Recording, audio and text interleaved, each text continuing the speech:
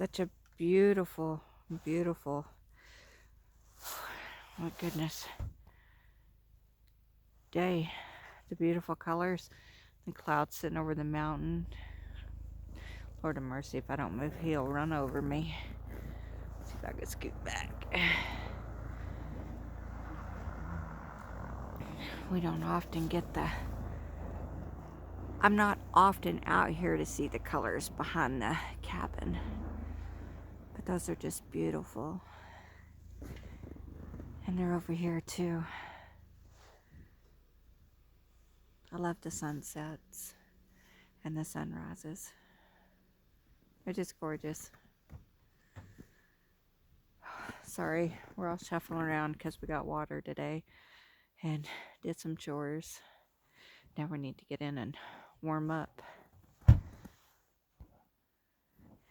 By the way, we accomplished a mission.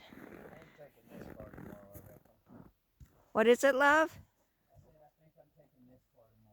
You're going to take Nora to work? Okay. I'm sure she'll appreciate being drove. Nah.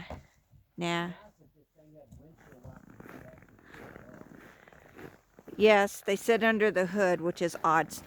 So let Tommy tell you about the project he finished. All right. What? What did you accomplish yesterday? Got a hot water heater in. What kind of hot water heater did you put in? It's a Toyo.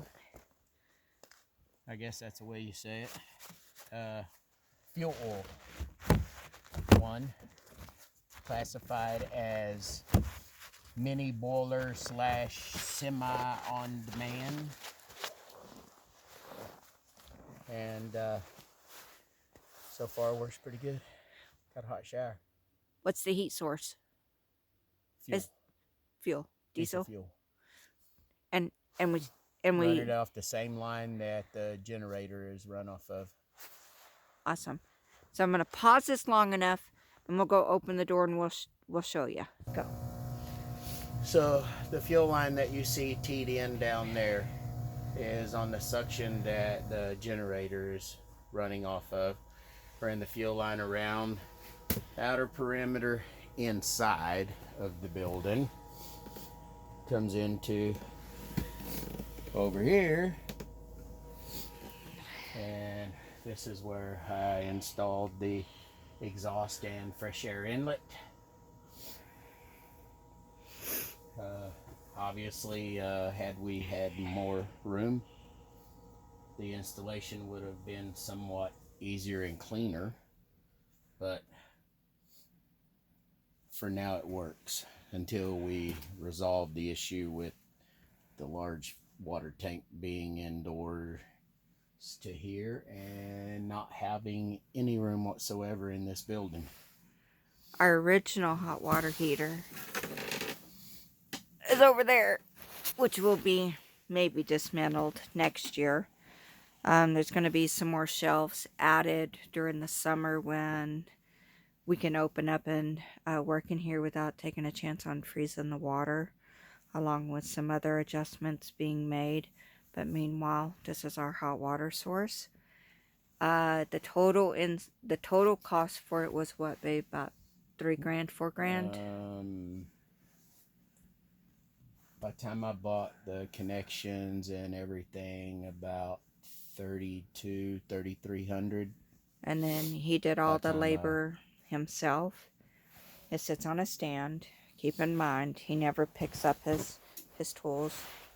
I don't have any place to put them. I bought him that nice little shelf. Yeah, but it'll hold what it holds right now, but not all the rest of this stuff. And this is out literally because we just got finished pumping water into, Tommy calls this the Twinkie. This is our hot water holding tank. It's got spray foam insulation on it. This is that Twinkie.